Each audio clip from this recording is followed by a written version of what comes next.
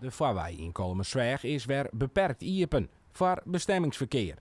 Normaal binnen er zo'n 5000 verkeersbewegingsdags. Het maakt het lastig omdat je zoveel verkeersbewegingen binnen. Dat is natuurlijk voor zo'n dorp als Kolmersweg is dat hartstikke vervelend. Maar ja, we hebben ruimte nodig. En mensen zeggen wel eens van we schuggen mensen, er gebeurt hier niks. Maar dat wordt in etappes en in fases die. Het is geen centraal last dat we 24/7 bezig zijn.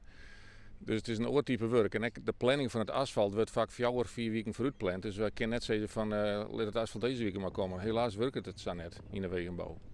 De dijkverdjering zou in eerste instantie ook hieromdal om vervanging te wijzen. Alleen nog doet de boel iepenbrutsen waar, voelt dat wel een slag ta.